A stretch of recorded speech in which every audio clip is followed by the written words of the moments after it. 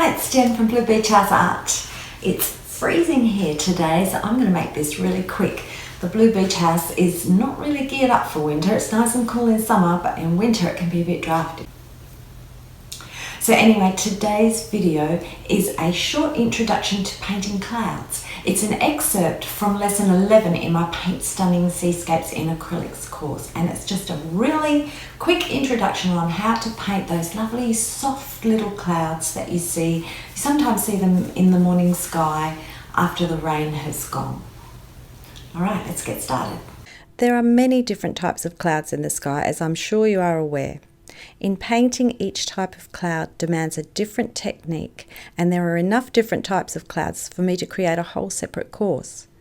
For the purpose of this lesson though, we're going to focus on the soft-looking clouds as seen in the reference photo.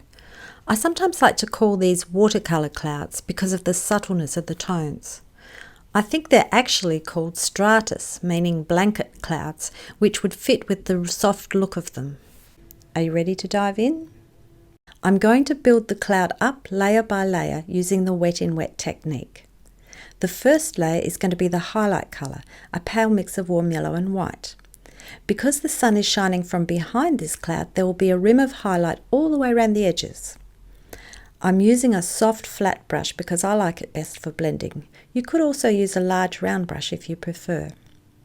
I start at the right hand edge because that's where I want the cloud to be largest.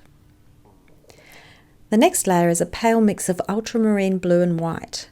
I apply it while the first layer is still wet, blending thoroughly.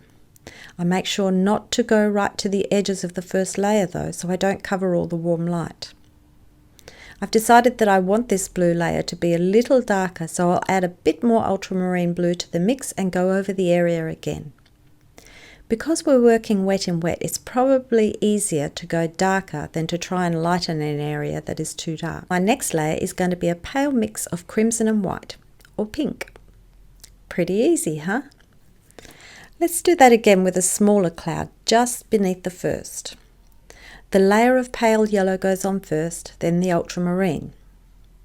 I've accidentally painted over the sea spray a bit here, but I'll just wipe it off with a damp rag. The colours are so subtle in the cloud, it's not really going to make much difference. Finally, the layer of pink goes on. I'm painting the sides of the canvas at this time as well because it's much easier than trying to match the colours later.